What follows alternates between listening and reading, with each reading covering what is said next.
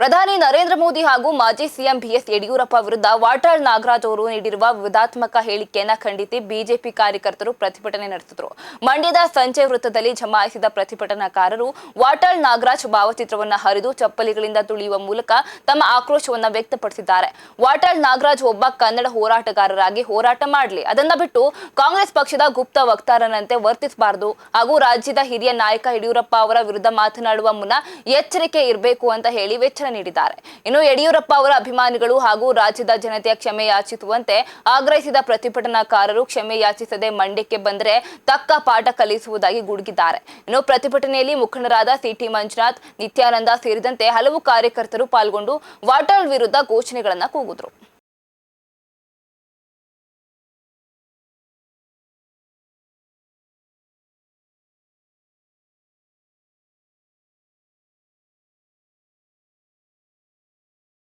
ಏನು ಅಯೋಗ್ಯ ವಾಟಾಳು BS ಯಡಿಯೂರಪ್ಪಾಜಿಯವ್ರ ಬಗ್ಗೆ, ಮಠಾಧೀಶರ ಬಗ್ಗೆ, ನರೇಂದ್ರ ಮೋದಿಜಿಯವ್ರಿಗೆ ಮಾತಾಡಿದ್ದಾರೆ ನೋಡಿ. ಇದುವರೆಗೆ ನಾವು ವಾಟಾಳ್ ಬಗ್ಗೆ ತುಂಬ ಗೌರವ ಇತ್ತು ನಮಗೆ, ಅವ್ರಿಗೆ ಇವತ್ತು ಕೂಡ ಅವ್ರ ಮೇಲೆ ತುಂಬ ಗೌರವ ಇದೆ. ಆದರೆ ನೋಡಿ, ಅವರೇ ಪ್ರತಿಭಟನೆಯಲ್ಲಿ ಹೇಳ್ತಿರೋ ಬೇರೆಯವ್ರ ಬಗ್ಗೆ ಬೂಟ್ ನೆಕ್ತಾರೆ ಅಂತ. ಇವತ್ತು ಕಾಂಗ್ರೆಸ್ನ ಈ ರಾಜ್ಯದ ಮುಖ್ಯಮಂತ್ರಿ ಸಿದ್ದರಾಮಯ್ಯನವ್ರನ್ನ ಬೂಟ್ ನೆಕ್ಕ ಕೆಲಸ ಮಾಡಿ ಇವತ್ತು ನಮ್ಮ ಯಡಿಯೂರಪ್ಪ ಸಾಹೇಬ್ರ ಬಗ್ಗೆ ಮಾತಾಡ್ತಾರೆ. ರೇ ವಾಟಾಳ್ ನಾಗರಾಜ್ ಅವರೇ, ನಿಮ್ಮ ಮೇಲೆ ತುಂಬ ಗೌರವ ಇದೆ ನಮಗೆ.